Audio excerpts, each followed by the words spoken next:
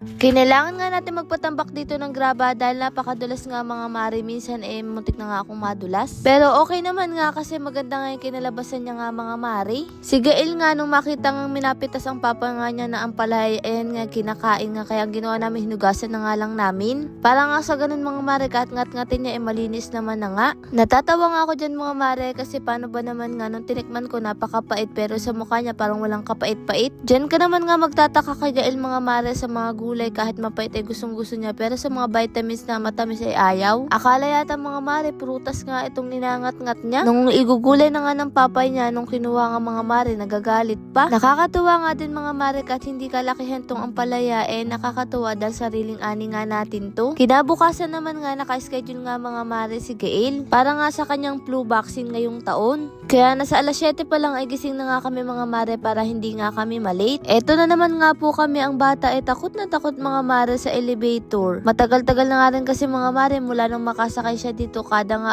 aakyat talagang nagugulat siya. Dahil saglit na saglit nga lang kami mga mare nung nagpabaksin siya kaya sabi namin dediretso nga kami dito sa Jollibee na madadaanan nga natin pauwi. Paminsan-minsan lang din kasi mga mare lumalabas tong bata kaya namin nga kapag nakakita ng ibang tao tuwang-tuwa nga dito mga mare o kaya naman ngay lugar. Nagulat nga kami sa kanya mga mare talagang ayaw niyo magpakarga, gusto niyo gala nga dito ng gala kaya kailangan din talagang bantayan. Tuwing may bata nga mga mare talaga namang napapalingon nga siya, siguro sabik na sabik nga to sa kalaro. Yun din kasi ang hirap mga mare, wala siya mga mareng kalaro. Upuna nga namin siya dito mga mare, akala mo talaga marunong na kumain dito mag-isa. Kaya ang goal din talaga namin mga mare kailangan nga namin si Gael na ipasyal-pasyal nga sa labas para hindi lang nasa loob ng bahay. Yun na nga lang din ang maganda mga mare na nabuntis nga ako para nga sa ganun may kalaro nga siya. May nakikita siyang ibang bata, hindi lang siya. Kaya kahit medyo mahirap yung journey na to mga mare dahil sabay-sabay ang mga obligasyon okay lang naman nga kumpara naman nga kay Gael. At bukod doon para isang lakihan na nga lang din. Sa susunod kapag malaki na si Gael magbubuntis lang din naman nga ako di mas maganda ngayon na lang din mga mare. Para sabay na nga silang lumalaki habang tumatanda nga kami ni Ran. Nung pagdating nga namin galing mga mare sa pagpapabaksin pumunta na nga dito si Ran, kami naman nga natulog. Dahil kapag anong oras oras na nga ni Gael na matulog kaya sinabayan ko na nga rin. Si tatay pala ng isda nga pala mga mare ulit kaya naman nga magluluto nga siya ng ulam niyang sinabawang tilapia. Kayo ba mga mare niluluto nyo nga rin yung tilapia na may butuka pa? May tawag nga dito sila Ran papaitang ang tilapia, yung hindi alisin yung bituka ayun yung magpapapait dun. Tapos yung maging kulay ng sabaw mga mare medyo itim na nga siya. Isa kasi sa paborito ni Ran ang ganitong luto mga mare ng isda. Bagoong nga lang ilalagay tapos may sibuyas, bawang sa kaluya okay na nga mga mare yun. Ewan ko nga lang sa mga kasama niya kung ano nga luto mga mare sa mga tilapiyang nalinis nga nila kanina. Ngayon ko nga lang nakita himala naglagay nga siya dito mga mare ng konting suka. Ang agenda pala natin ngayon mga mare magpapatambak o magpapalatag nga tayo dito ng konting graba kasi talagang napakadelikado at madulas. Pero dahil nasa alas 12 na nga dito, syempre manananghalian mo na nga sila mga mare. Para naman nga mamaya may lakas nga sila at sinamantala na nga rin nila dahil wala nga silang pasok ngayon.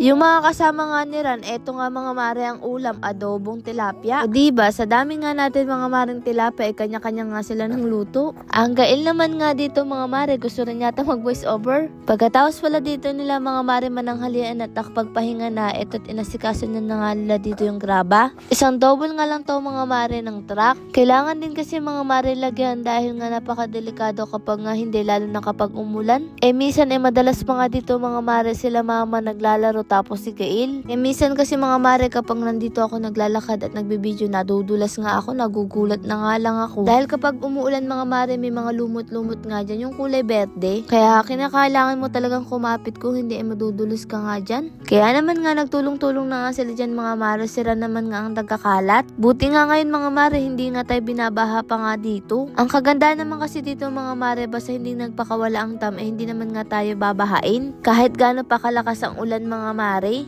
Para nga mabilis sila mga mare, etong ang si Ran tumutulong na nga rin dito sa pag-aasikaso. Sa ngayon kasi hindi pa natin kaya ito patambakan mga mare ng sobrang taas dahil napakamahal ng panambak nga ngayon. Bukod doon nagagamit naman nga ang lupa mga mare basta nga hindi tag-ulan or nagpapakawala ang dam. Nung nakaraang video pala natin mga mare, tinanong ko nga kayo kung babae o lalaki ang hula nyo, mas marami nga mga mare ang nagsabi ng babae. Nakaka-excite nga tuloy mga mare malaman nga ang gender nga niya. Kaya aabangan nga natin kung sino nga ang tumama dun mga mare. Di ba kasi may paniniwala nga do kapag hindi nga do nagbabago yung mukha mo ay babae, kapag naman ka maraming pagbabago sa mukha mo sa katawan ay lalaki. Sa ngayon kasi mga mare wala pa talaga nagbabago, hindi pa masyadong umiitim yung kilikili ko. Nung kay Gael mga mare parang uling yung kilikili ko. Pero kapag nanganak ka naman pala buwabalik din naman ngayon sa dati. O siya mga mare, tingnan nyo naman nga ang ganda nga nung kinalabasan nga nung malagyan nga lahat, pati nga dito sa gulay nilagyan na nga rin nila dahil marami naman nga. Kaya lang pag bumaha to tiyak mga mare mangingitim nga to. Pero okay na nga rin yun hanggat hindi bumabahay, mapapakinabangan nga natin to, lalo na kapag madulas ang usapan delikado. Kaya nung hapon pumunta nga kami dito mga mare ni Gael at tuwang-tuwa naman nga siya, pero naninibago nga siya sa inaapakan niya. Mas panatag na nga kami mga mare makakapaglakad nga siya ng maayos nga dito na hindi nga siya basta-basta madudulas, kaya nga lang mabato. Tiyak na pagpupupulutin niya nga ito mga mare. Maganda nga rin ito kapag mamimitas nga ng gulay, hindi na nga madudulas ang mamimitas kasi talagang malumot. Sira naman nga kahit mainit pa balak nga mga mare magkape, kaya nag-init na nga siya dito.